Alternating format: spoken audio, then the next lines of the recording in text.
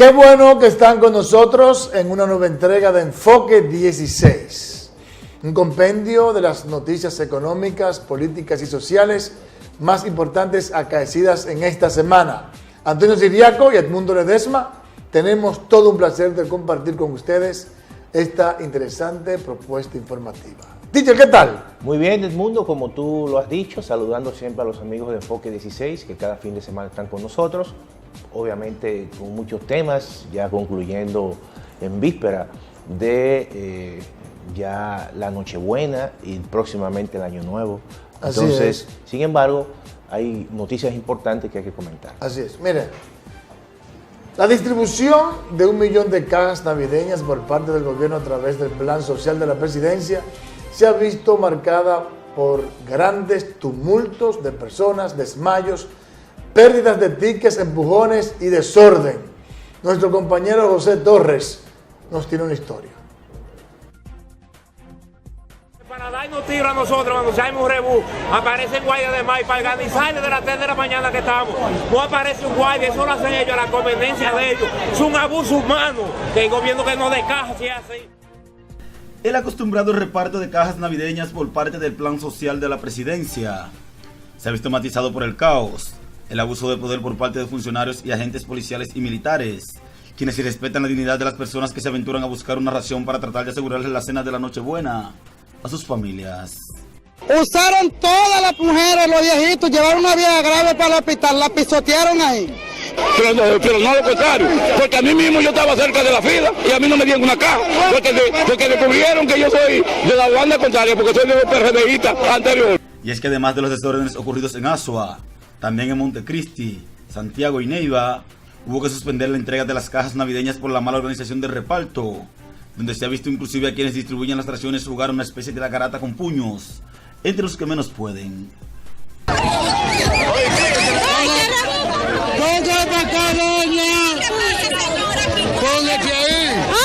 ¡Qué rebú grande!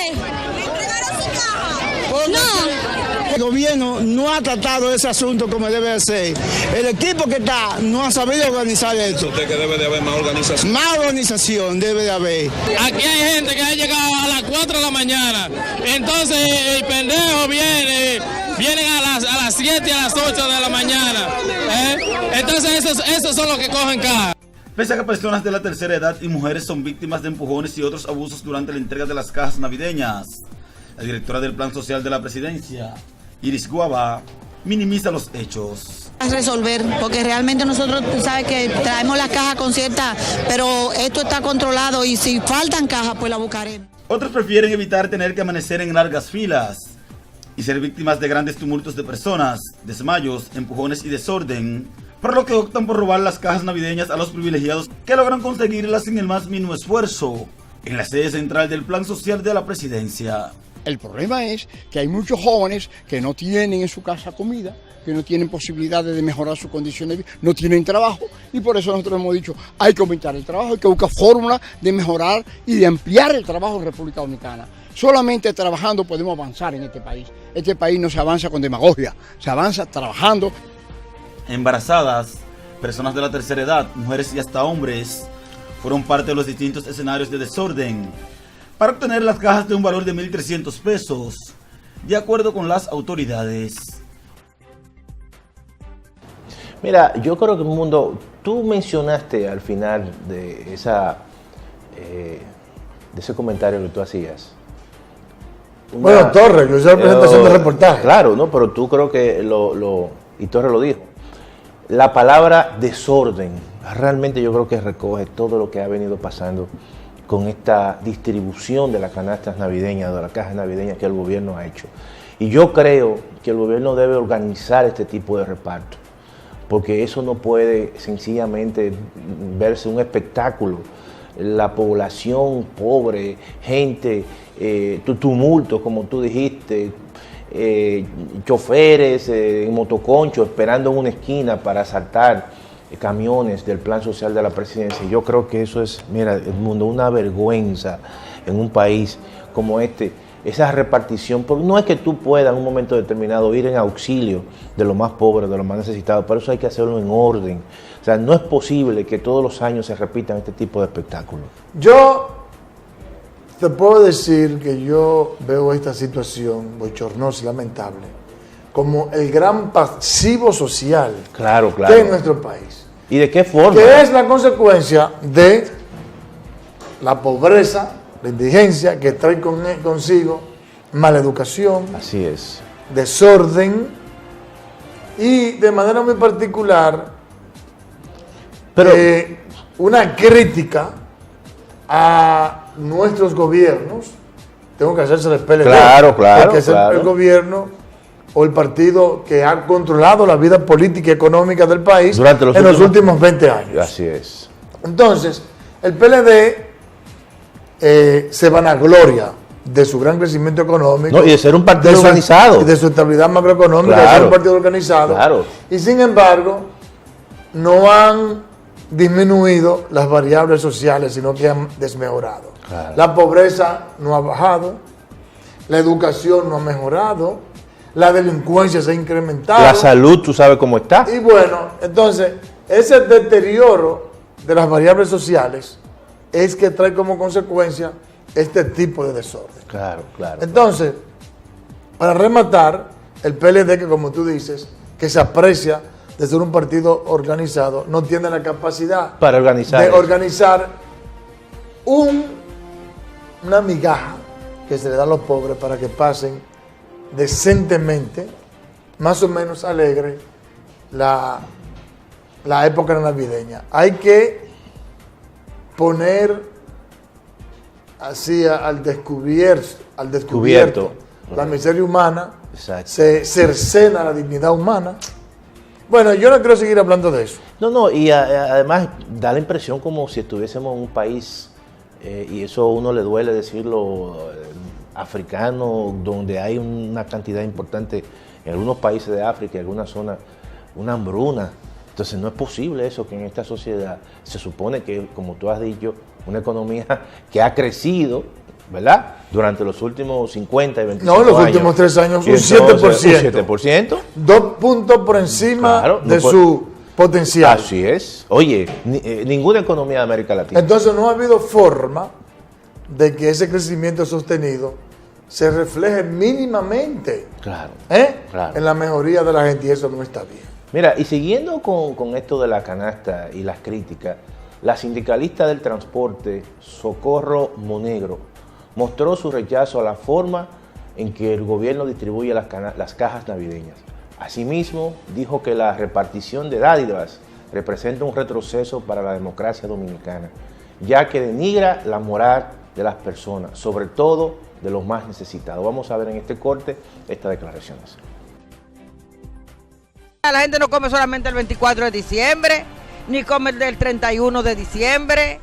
La gente necesita producir para poder sostenerse los 365 días de cada año. Entonces, yo me opongo a ese tipo de cosas porque eso son acciones politiqueras, populistas, que lo que busca es mantener la gente secuestrada, la gente postrada, la gente sometida, pero realmente que no le da la oportunidad de que viva con decencia y con dignidad. En plena luz del día, a la vista de todos, 6 hombres que se desplazaban en 3 motocicletas asaltaron una camioneta cargada de cajas en el elevado de la 27 de febrero de esta capital. El video, grabado por un conductor, muestra cómo los motoristas, 3 de ellos con chalecos de motoconchistas, aprovechan la congestión del tránsito y roban las cajas de la camioneta. Estos robos son comunes en esta época del año. Ayer ocurrió con otro vehículo que salía del plan social de la presidencia con cajas navideñas y un grupo de hombres y mujeres, aprovechando que se detuvo en el semáforo, le robaron las cajas navideñas. Luego que varios vehículos cargados de cajas navideñas fueran saqueados y asaltados, transportistas de estas mercancías están tomando medidas de seguridad y se desplazan con personas armadas para su protección.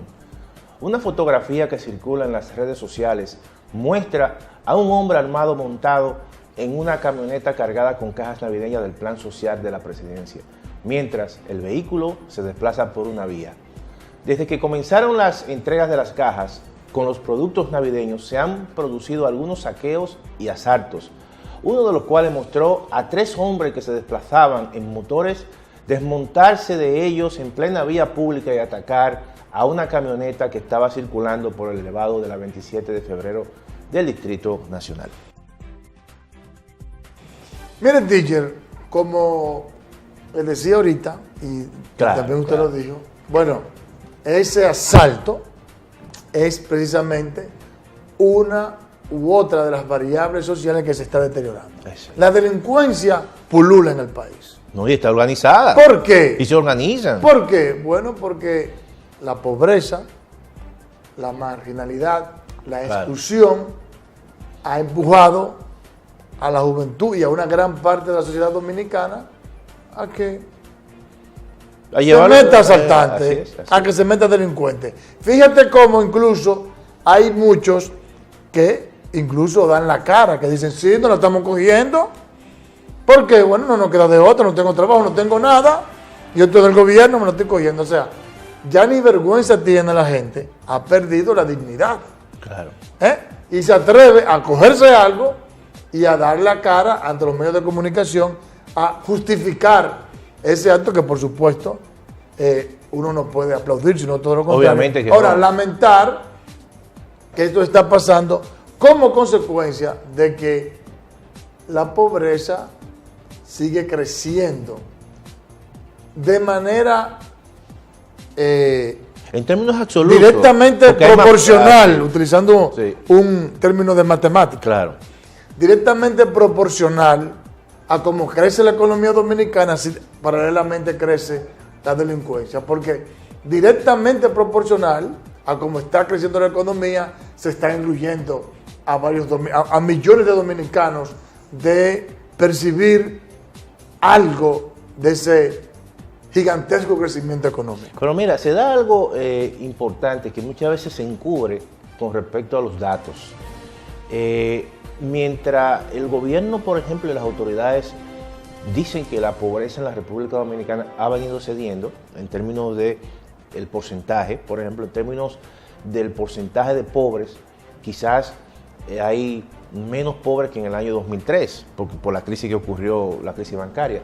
Sin embargo, por el lado absoluto, el número de pobres se ha incrementado. Porque ha habido un crecimiento demográfico. Una explosión demográfica. Claro, y lo importante es que no solamente en términos relativos disminuye, sino también en términos absolutos, y eso no ha ocurrido en la República Dominicana. Así es. Esa es una situación que yo creo que hoy en día la República Dominicana, en términos numéricos, tiene más pobres que básicamente en el 2000. Y eso es penoso para la República Dominicana. Así es. Y lo que es seguro, teacher, que ha aumentado de manera relativa y de manera absoluta es la delincuencia. No, el tigueraje también. Okay. El Poder Ejecutivo observó este lunes el Código Penal aprobado la semana pasada por el Congreso por no estar de acuerdo con la penalización absoluta y sin excepción de la interrupción del aborto. El presidente Danilo Medina informó su decisión en una comunicación que envió el presidente del Senado, Reinaldo Pared Pérez.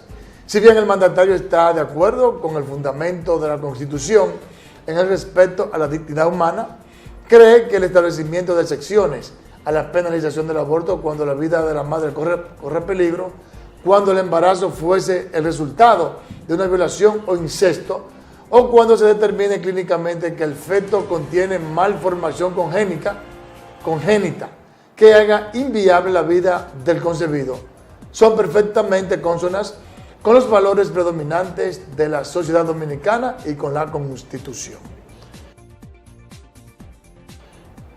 Mira, yo creo que la observación que hizo el Poder Ejecutivo, yo estoy de acuerdo con ese tipo de observación. Y con esos 3 puntos, donde ellos los revelan como que son puntos de excepción, ¿no? En los casos que tú has mencionado. Toda regla tiene su sección. Claro, en los casos que tú has mencionado, de un feto, malformación, violación, insectos. O sea, entonces, todos esos son elementos que yo creo que están presentes y que pueden ocurrir, y que a todos nosotros, de una forma u otra, podemos ¿verdad? Ser parte de una situación o estar cercana de una situación en esas excepciones. Y eso obviamente entendemos nosotros que no se está, ¿qué te digo?, promocionando el aborto en la República Dominicana. Yo entiendo que esos son casos que ameritan precisamente situaciones de cuidado y de transformación y de, ¿verdad?, situaciones que le permitan a la mujer o a la joven como tal tomar esa decisión. Yo entiendo lo siguiente también, oye, cualquier persona debe tener derecho a su propio destino. O sea, todo el mundo tiene que ser, como dicen, testigo de su propia historia. Claro. Entonces, en ese sentido, yo creo que vincular los elementos religiosos con las situaciones reales que se dan, yo creo que no es la mejor decisión. Y por eso nosotros en ese sentido apoyamos la decisión presidencial de observar esos... En un mundo de 2000 años atrás, prácticamente prehistórico, donde incluso la población era altamente baja, Claro. y se producía de una manera rudimentaria, era necesario poblar la población para que hubiese fuerza de trabajo. Creced y multiplicaos. Okay. En un mundo donde no había conocimiento científico y el sacerdote, un curandero o un Hechicero. científico de la época, Sí. un hechicero, cuando no tenía explicación a cualquier fenómeno natural, a cualquier manifestación de la naturaleza, decía el hechicero o el curandero que era un fenómeno, y el sacerdote decía que era o una maldición o decía que era un milagro. Y sobre la base de poco conocimiento y de poca capacidad para interpretar las cosas, entonces ellos fueron creando una cultura religiosa, leyes, pecados y bendiciones, que ahora la ciencia y la tecnología se ha encargado de poder explicar. Yo siempre pongo como por ejemplo, cada vez que hablo de este tema, la fiebre bubónica, la fiebre negra, claro, la peste negra, la que peste mató millones de gente Y europeos, en europeos. ¿Por qué pasó eso? Bueno, porque en ese tiempo un sacerdote, que no lo puede saber porque no estudia nada de medicina, no es un científico, y la ciencia no sabía que la fiebre bubónica la transmitía la rata. En una época en que la gente estaba viviendo hacinada, sin ningún tipo de higiene, Claro. en contacto directo con las diferentes ratas y, Sí. y parásitos y de todo, bueno, pues la rata orinaba, picaba la comida y la gente se la comía. Y no sabía. ¿Qué había que hacer para eliminar eso? Bueno, primero que hubiese higiene, limpiar, y a la persona que moría había que calcinarla y enterrarla. ¿Tú sabes cómo se le llama eso ahora? La leptospirosis. Ok. ¿Qué hizo el sacerdote? ¿Cuál fue la interpretación del sacerdote? Porque un sacerdote, porque no sabía qué hacer, dijo, eso es una maldición del Señor, que está molesto porque somos pecadores. ¿Qué hacía? Que la gente que moría la tiraban al río. ¿Qué hizo esa persona contaminada? Que se iba durante todo el río y personas que estaban a miles de kilómetros. Y aumentaba se bebía esa agua, se cadena. contaminaba y eso provocó la muerte de millones de personas. ¿Por qué? Por falta de conocimiento. Me imagino el diluvio de Noé y historietas que se cuentan, que están en la iglesia y en otros textos bíblicos de otras religiones. Una maldición del Señor que arrasó con una familia entera. Como pasó hace un tiempo aquí en Haití, en el 2012. Sí, con El terremoto de Haití y la cosa de... que hicieron los soldados. Ahora la ciencia explica, bueno, que hay En fenómenos naturales. Aquí hay anualmente una temporada ciclónica, que se sabe que va a llover mucho y que van a haber inundaciones. En aquel entonces, me imagino un papa diciendo que esa inundación que se mató a miles de gente fue una maldición del Señor, una manifestación de la naturaleza. El terremoto que se llevó a miles de gente en Haití, una maldición del Señor, dirían o del demonio, un país endemoniado, una manifestación de la naturaleza. Esa misma interpretación está haciendo la iglesia sobre la base de mantener un dogma de hace 2000 años atrás. Claro. Entonces, sencillamente, la iglesia, yo no estoy diciendo que el Señor no existe, yo soy un católico y soy un creyente. Claro. Pero yo creo que la iglesia, la creencia religiosa, tiene que empezar a caminar de la mano con la ciencia, por el bien de la misma sociedad. Nosotros no podemos seguir incrementando de manera, sin falta de planificación, nuestra demografía. Porque, según dijo el Banco Mundial, 1 de cada 3 dominicanos son pobres. Entonces, de manera absoluta, se va a seguir incrementando la pobreza porque todavía no hemos podido dar respuesta. Nuestra economía no le ha dado respuesta a esa gran cantidad, a esa masa tan alta de pobres, y se va a seguir incrementando. Y como dijimos al principio, eso está deteriorando las variables sociales, entre ellas la delincuencia que está allá, que mantiene zozobra, asustado, en desasosiego a la sociedad dominicana.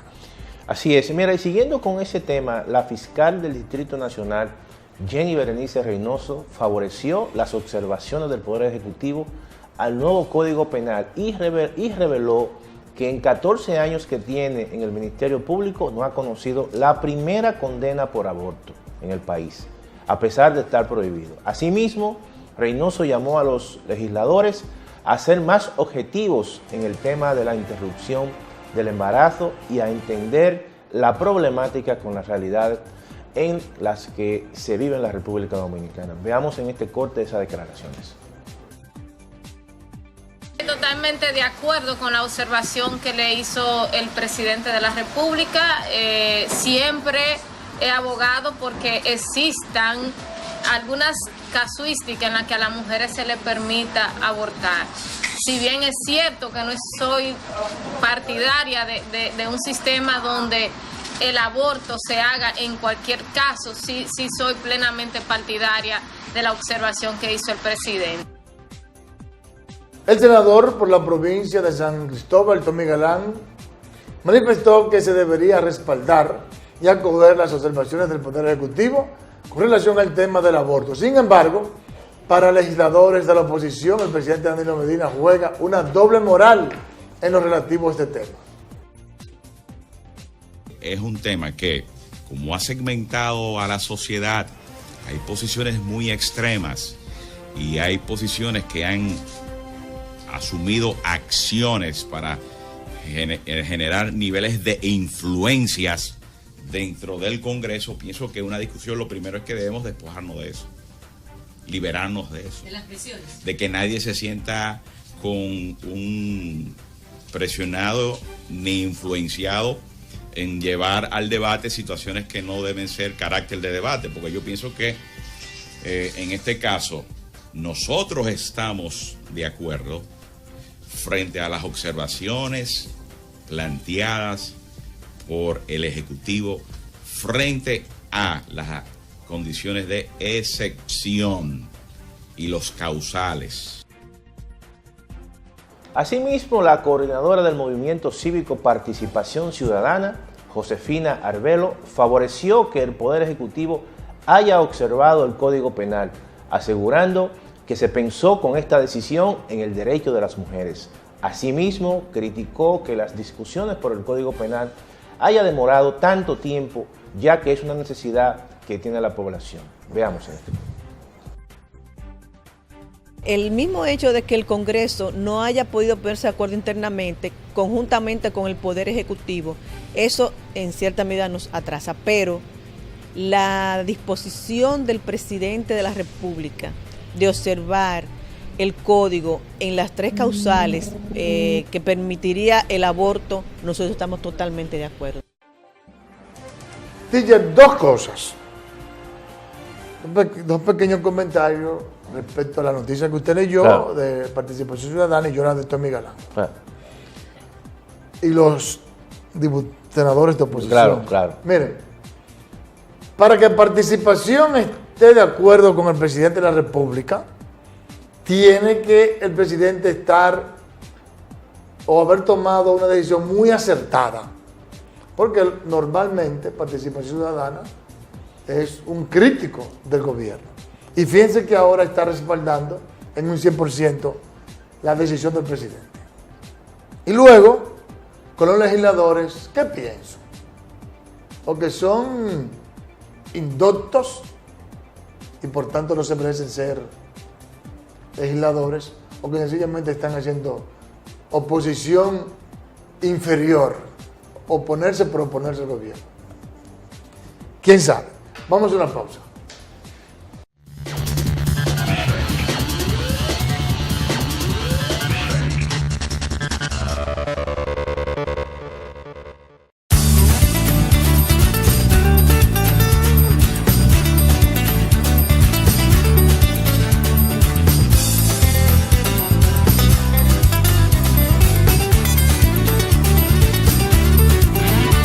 Tenemos todos los elementos para que tu mesa quede espectacular en esta Navidad. Plaza Lama, la super tienda.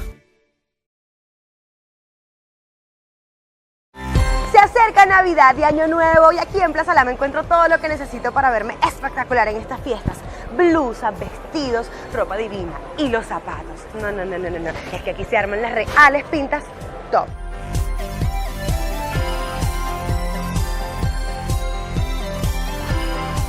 ¿Rosa o negro? Resueltísima la pinta del 24 para mi papá. Y para los amantes de la tecnología, qué mejor regalo que una tablet de todos los tamaños y colores. Y para los rumberos, para que lleven la fiesta a donde quiera que vayan. Aquí en Plaza Lama también puedes encontrar mueblería de primera. Me encanta esta sala. Si a mí me regalan esta piña en un angelito, yo sería feliz. Saca el niño que tienes adentro y disfruta la experiencia de comprar los regalos para tu chichis. Deseo que tengan una feliz Navidad y así como yo, vengan a Plaza Lama para comprar de todo.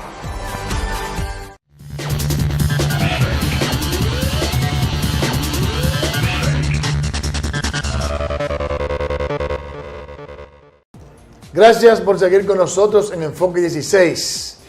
El presidente de la Junta Central Electoral, Julio César Castaño Guzmán, reveló que la pasada administración de Roberto Rosario dejó una deuda de 2.400 millones de pesos que incluye a cientos de suplidores del organismo de elecciones.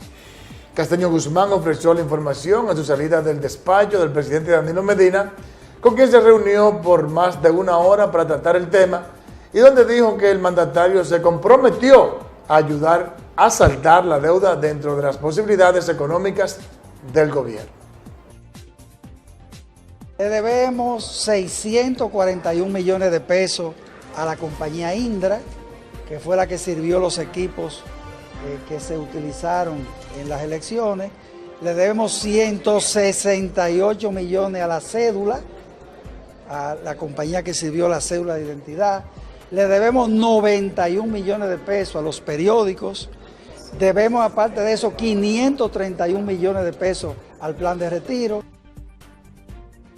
Mira, Edmundo, yo creo que esa deuda que básicamente ya está documentada, ¿no? 2.400 millones de pesos, me imagino que son deudas vinculadas con el proceso electoral, ¿no? Y que eso es algo que no solamente le atañe al director saliente o al presidente saliente, el doctor Roberto Rosario, sino yo pienso que también eso mismo le ocurrió al doctor Castaño, a todos, cuando le entregó al mismo Roberto Rosario. O sea, de manera que yo creo que ese monto es un monto, viéndolo desde el punto de vista, vamos a decir, sin conocer muchas informaciones, pero entiendo que son informaciones, son aclaraciones que hay que hacer precisamente para que eso no se confunda y edificar a la población dominicana. Empiezan a decir que Rodolfo era un ladronazo. Yo digo eso porque sin entrar en juicio de valor,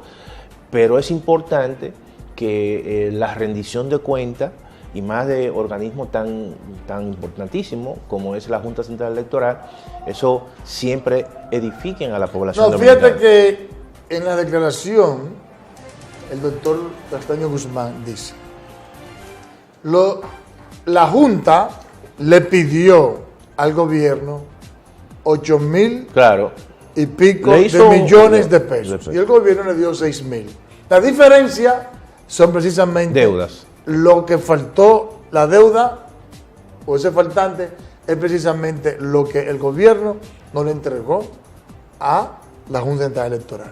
Y para la Junta poder montar el proceso, le había explicado el gobierno que necesitaba los 8,000 y pico de millones de pesos. Así que, sencillamente, ahora el gobierno, en aquella ocasión que no le entregó el dinero adecuado, necesario, a la Junta Central Electoral, debe ahora de saltar esa cuenta.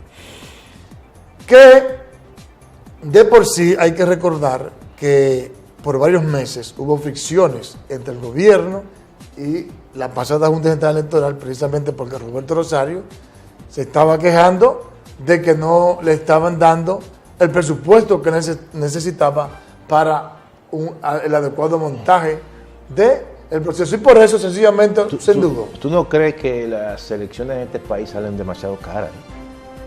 Porque, oye, hacer unas elecciones y hablar de un presupuesto de 8,000 millones es bastante. Es bastante. Oí a alguien decir que la democracia es cara. Bueno, mira, y siguiendo con el aspecto electoral, el Tribunal Superior Electoral aplazó para el 25 de enero del año próximo la solicitud de nulidad de la resolución que suspendió a Federico Antún Valle como presidente del Partido Reformista Social Cristiano y designó al diputado Ito Bisonó. El tribunal adoptó la decisión a los fines de que estén presentes en la audiencia Ito Bisonó o sus abogados. Veamos esta declaración y este corte.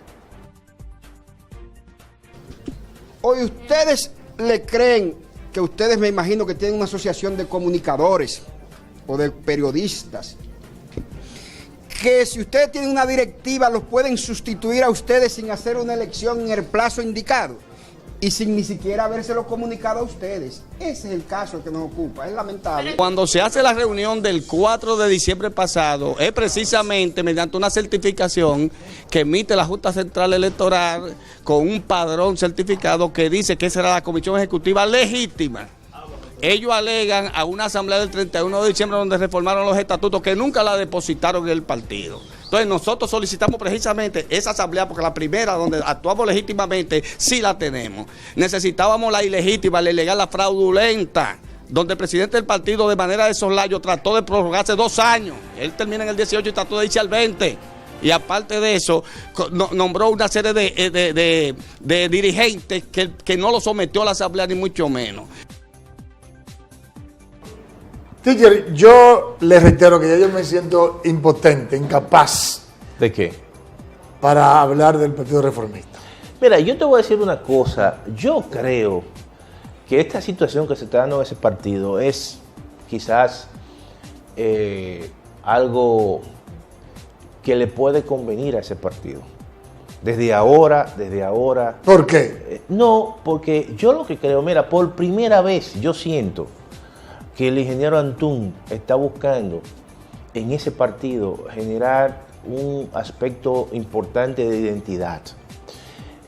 Porque nosotros lo hemos dicho aquí, o sea, como tú básicamente has declarado que te sientes impotente porque son tantas las divisiones que ha tenido ese partido. Sin embargo, yo creo que la única posibilidad que tiene ese partido de romper el techo que tiene en los últimos años de un 5, un 6% es precisamente irse a la oposición. O sea, un partido no puede crecer sencillamente enviando un mensaje como que siempre ha enviado ese partido, pero, de que está en el poder, de que no está en el poder. No, te digo eso, porque no hay posibilidad. Pero mira qué es lo que pasa. No hay posibilidad de que un partido pueda sencillamente crecer. Déjame decirle algo. Estando en el gobierno. Mire, eso es cierto. Estamos totalmente de acuerdo con eso. Ahora bien, los que están adversando aquí que Antún ahora mismo, que son Ito Bisonó y José Jacinto, son los únicos que han sido coherentes todo el tiempo en no ser parte, en no apoyar al gobierno. No, pero yo yo no te estoy diciendo eso. Yo te estoy diciendo que por primera vez yo veo al ingeniero Antún actuando con sinceridad. Por primera vez. Es la impresión que tengo, pero no es que ha sido una persona. Yo no. Te voy a explicar por qué. Empiezo hablándote de coherencia. Coherente ha sido Ito Bisonó y José Jacinto, que nunca han apoyado el gobierno. Que tú sepas. Siempre, bueno, por lo menos. ¿Ese es su discurso? Bueno, el discurso. No entiendo. Pero el discurso que habla. O sea, Ito Bisonó. Hay cosas que se ven y hay cosas que no se ven. Bueno, ahora, lo que se ve es que hace 1 año y medio atrás. Sí, yo eso no tengo. Quique Antún era el presidente del BNB. Sí, es verdad. No, yo no estoy defendiendo a Quique Antún. Pero déjame, quiero oír. Sí, lo que quiero decirle es que si hay 2 dirigentes del Partido Reformista que han demostrado que están decididos a hacerle oposición al gobierno y a caminar su propio camino, son Ito Bisonó y José Jacinto. Fíjate que José Jacinto ahora no aceptó el apoyo del PLD en San Pedro para ganar. Ganó él solo. Creo que fue el único. No, del PLD no, del PRM. Del Partido Reformista. No, del PRM, sí. Ni siquiera el PRM. Sí. Él solo. Ito Bisonó. Sí, lo aceptó. ¿Aceptó qué? Fue aliado con el PRM. No, pero Ito Bisonó ni siquiera fue candidato ahora. ¿Ito Bisonó? No. ¿Ito Bisonó fue diputado? No, pero no fue diputado, él no fue candidato. Sí, él es diputado. Él no fue candidato. ¿Cómo que no? Ito Bisonó fue uno por el distrito, claro, con David Collado. No, sí, pero claro. Pero él no es diputado. No, sí, él es diputado. Pero él es diputado. Mira. Ito Bisonó es diputado. Okay. Sí, claro. Pero qué es lo que subyace ahora? ¿O cuál es el gran problema del Partido Reformista? El problema del Partido Reformista es que para que haya orden, porque nadie se puede llamar a engaño. En los partidos políticos se manejan intereses económicos. ¿Pero tú no crees que el gobierno está detrás de eso? ¿Cómo yo lo voy a saber? No, yo te estoy preguntando porque eso es lo que se dice. Que el gobierno está detrás de esa división. Podría ser, pero... así. No. ¿Cómo que no? Oye, ¿qué es lo que pasa? Pero déjame explicar a ti. Claro. Oye, ¿qué es lo que pasa? En un partido político se manejan intereses políticos y económicos también. Perfecto. Entonces, ¿cuál es la mejor manera que tiene un partido político de poder dirimir esas diferencias? Porque siempre hay un momento en que hay plazos que se finalizan y es necesario renovar. El que está tiene derecho a reelegirse, a renovarse en el cargo o a mantenerse en el cargo, y otros tienen derecho a tener la oportunidad de ocupar esa posición. Claro. ¿Por qué? Porque eso es lo que es la democracia y hay que enarbolar la democracia interna. ¿Qué pasa? Que ya aquí que entonces le acabó el tiempo. Pero eso no pasa solamente en el Partido Reformista. Bueno, yo te estoy hablando. Los partidos están en esa situación. Está el PRM, está el PRD, yo estoy de acuerdo, está el PLD. Estoy totalmente de acuerdo contigo. Las declaraciones que dio Leonel Fernández. Eso lo hablamos la semana pasada. Claro, tú lo sabes. Que dio Leonel Fernández, estoy de acuerdo. Eso significa. Totalmente de acuerdo. Lo que pasa es que el PLD está en el poder y no se refleja esa situación. El problema es del Partido Reformista. No, está bien. Estamos hablando del Partido Reformista ahora. Bien. Entonces, cuando empiecen los líos del PLD, hablaremos de eso. Cuando empiece el PRM, hablaremos de eso. Y del PRD también. Estamos hablando del lío del Partido Reformista ahora. El Partido Reformista quiere que las diferencias se puedan dirimir democráticamente. Hay que montar un proceso interno. Sí, no, pero claro, luego de que yo llamé a la comisión y de que yo llamé a la asamblea y que digo que va a haber un lío. Va a haber un lío. Sí, y todo el que haga eso va a haber un lío. Fíjate, ya que tú mencionaste el PLD, fíjate que por primera vez en la historia, hace 2 años atrás, tú y yo, y prácticamente toda la opinión pública, pensaba que el PLD se iba a dividir. Sí. Bien, cuando yo vi ese discurso del presidente Leonel Fernández, bueno, se jodió el PLD. Digo, oficialmente no está dividido, pero tú sabes que hay tendencias. Eso tú lo sabes. Entonces, óyeme bien, siempre ha habido tendencias. Pero, ¿por qué en el PLD no se percibía ese nivel de crisis? Bueno, porque había primaria. Había primaria. Estaban los procesos democráticos implementados. ¿Por qué se percibió esa crisis, ese nivel de crisis y ese nivel de descontento? Porque se dejaron de lado los procesos democráticos internos. Por primera vez en el PLD, para elegir los candidatos, no hubo primarias, sino que fue por el dedo, fue por negociación. Entonces, fíjate, como toca decir, no se desbarató porque está en el poder. Sí, y esa bulloya hay que defenderla. No, ahora, eso cohesiona. Los partidos, claro. Ahora, los partidos que están en la oposición, si no empiezan a actuar democráticamente de manera interna, van a seguir siendo... Sí, deteriorándose. Va a seguir pasando. Entonces, ¿qué es lo que yo digo al Partido Reformista? Bueno, que el Partido Reformista, Kike Antún, tiene que dejar de ahora de querer amarrar por detrás, así amarre para el quedarse, no. Que se procesa, que se someta a un proceso interno y le gane ahí todo eso, no, que quiere ser candidato. Ay. Y eso va a hacer, no va a obligar a Hito Bisonó a hacer lo que está haciendo, que yo no estoy de acuerdo con eso. Bueno, pero ya, eso es otra crisis. Pero tú sabes que ya hay Mira, ya está en el coso, ya están eso está en el Tribunal Superior. Ahora agarra el PLD, porque son locos viejos. Ahora agarra el PLD, ya que tú estás hablando de meter la mano del PLD. Ahora agarra el PLD y tú verás cuál va a ser el fallo de ¿Te lo puedo pronosticar? ¿Cuál es el fallo? ¿Cuál va a ser el fallo del Tribunal Superior Electoral? Hito Bisonó y José Asín serán gananciosos. Bueno, vamos. ¿Tú lo verás? Bueno, está bien. Yo creo que no. Yo creo que ellos no tienen... ¿Tú crees que no? No, yo creo que no. Pero vamos a ver. Vamos a ver. La Policía Nacional informó que dispuso una investigación en torno al video que circula en las redes sociales donde observa a miembros de esa entidad golpeando a varias personas en Jainamosa, Santo Domingo Este.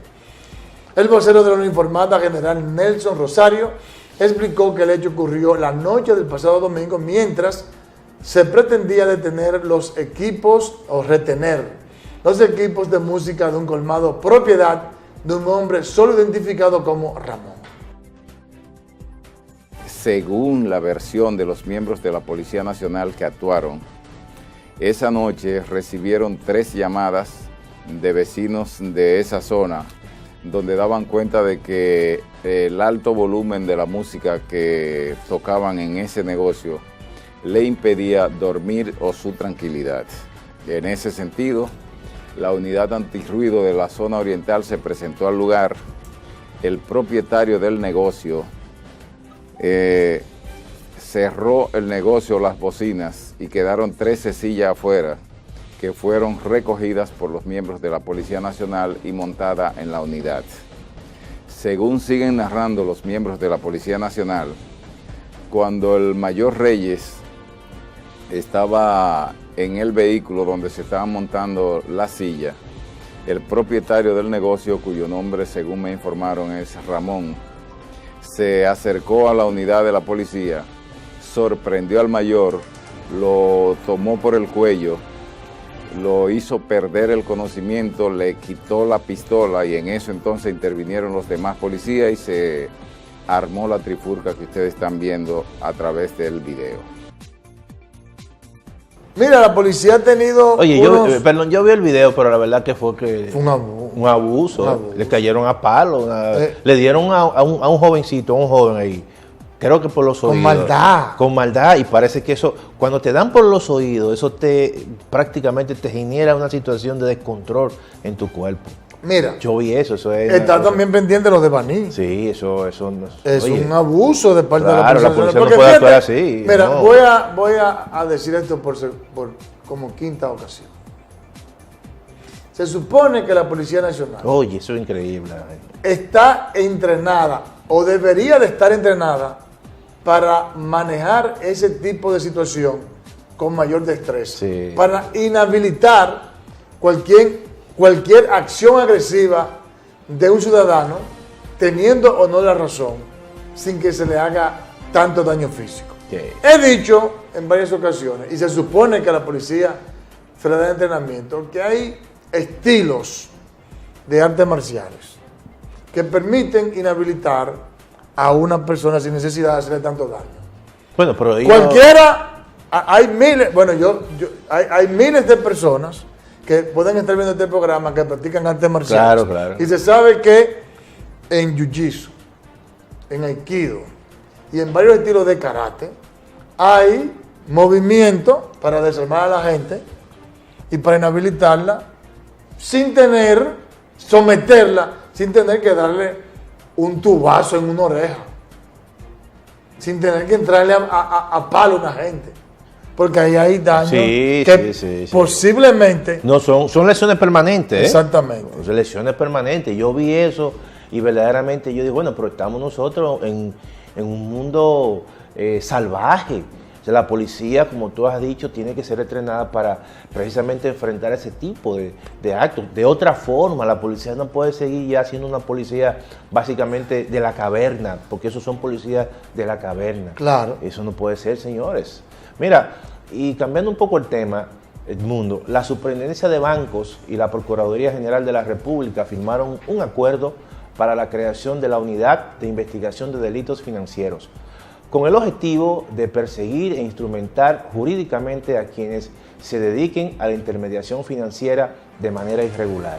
El superintendente de bancos, Luis Armando Asunción, aseguró que la iniciativa constituye un avance significativo en la lucha contra el fraude y los delitos financieros. De su lado, el procurador Jean Ala Rodríguez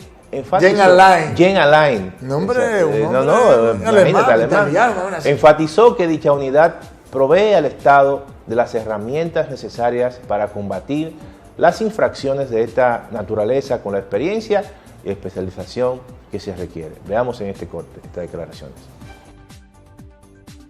Pues un acuerdo de colaboración para fortalecer la persecución de los delitos financieros.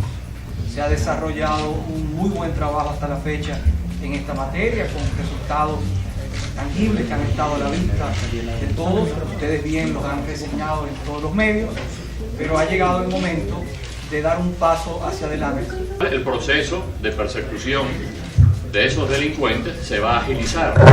Además, se va a sostener de una forma técnica como se requieren y como establecen los procedimientos legales, de forma tal que cuando eso pase a la justicia, pues no se rechace. Y la Dirección General de Impuestos Internos durante un recorrido procedió al cierre de negocios que alegadamente violaron normativas durante las ventas en el Viernes Negro. Los técnicos de impuestos internos cerraron el comercio Omegatex dedicado a la venta de equipos electrónicos, bajo el alegato de que despacharon facturas que no fueron impresas en las impresoras fiscales. Que esta empresa debía despachar las mercancías adquiridas por los contribuyentes con el RNC 130-35-57C-2. Resulta que una de las facturas emitidas por ustedes fue despachada con un RNC diferente, el 130-83-77. 99-6, que no corresponde. Mi hijo en este momento estaba pagando la multa. Ustedes me dieron unos teléfonos para que yo llamara. Ya se hizo. Él está estacionando el carro. No, o sea, ¿cómo no le van a hacer a uno como comerciante esto en un día como hoy?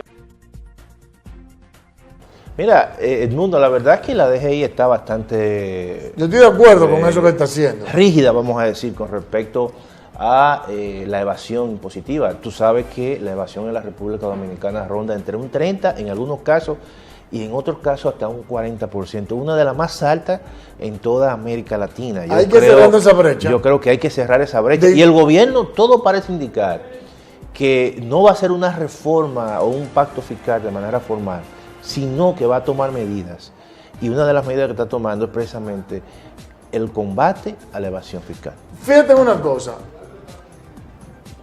Lo primero es que yo creo que el gobierno tiene que definitivamente cerrar la brecha de la evasión fiscal. Sí. Que todo el mundo pague.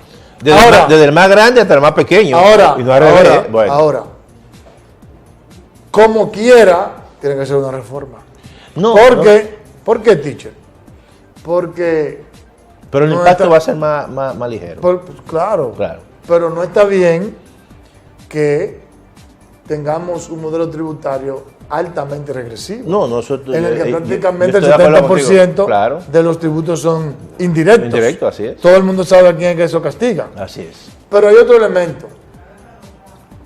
Es a poner a pagar a todos, pero a todos. Así es. Porque todavía yo no he visto una sola noticia por la televisión de que hayan cerrado un negocio grande, todo es chiquitico. Claro. El negocito ese que vende computadoritas por ahí. O los chinos que están ahí en la Duarte. Vamos a entrarle a lo que realmente evaden. Que ahí es que el gobierno va a encontrar recursos de verdad. Con esto son chelitos. 15,000 pesitos ahí quedaron de pagar. No. Vaya donde se roban miles de millones de pesos. Que usted sabe cuáles son. Así es. Porque Marrancini, siendo del sector empresarial, cuando estaba en la CDE, lo dijo. Le cortó la luz. Los grandes evasores que se roban la luz y también evasores de impuestos son las grandes. Entonces, está bien. Dite un ejemplo. Así es. ¿Verdad? Dite un ejemplo, pero ahora vamos a donde tenemos que ir de verdad. Para que el gobierno realmente recaude lo que necesita y podamos cerrar esa brecha fiscal. Esa gran brecha fiscal. ¿Verdad? Así es. Ese gran déficit fiscal. Así es. Es igual que los subsidios. Los transportistas. Yo estoy de acuerdo. Yo estoy de acuerdo. Los más chiquitos. Los más chiquitos. Ajá. Entonces, fíjate. No le tires piedra a los más chiquitos. Entonces, fíjate, por ejemplo, en subsidio de combustible. El gobierno tiene para este año, tenía estipulado un gasto tributario de ¿tú sabes cuánto? 32,000 millones de pesos. De los cuales 29,000 son del CONEP. Solamente se le pudo quitar a Juan Ubiere. Que yo estoy de acuerdo que se lo quiten. Pero ya nosotros no. No, así no. Mire, ¿de cuándo va a ser? ¿De cuándo era que estaba estipulado? Un 2.3 de el déficit. 2.3, que son como 80,000 millones de pesos. 2.3. Para este año el gobierno tenía proyectado 77,000 millones, pero para el año que viene 84,000. Vamos a darlo ahí. 77,000. Sí. Para 2.3. Sí. Entonces, como el gobierno ponía, sin hablar de cuál ha sido el comportamiento, vamos a dejar en laissez-faire lo que se dijo que iba a hacer. Tenía 77,000. Bueno, como le quitó los 2.400 millones a Juan Ubiere, ahora va a tener 74,000. Bueno, un ahorrito ahí. Ahora, si le hubiese quitado los 29,000 al sector empresarial, se queda en 50. Se queda en 50. Coño, ahí sí hay un ahorro. Y ahí sí hay un manejo bueno de la deuda externa y del déficit. De casi 1% ahí sí hay un manejo bueno del déficit fiscal y de la deuda externa. Así es. Entonces vamos a entrar el que hay que entrarle. Y lo dejamos ahí. Vale. Me pasé. Tranquilo, no te apures. Ok. Nos vemos la semana que viene en Enfoque 16. Así es. Hasta luego.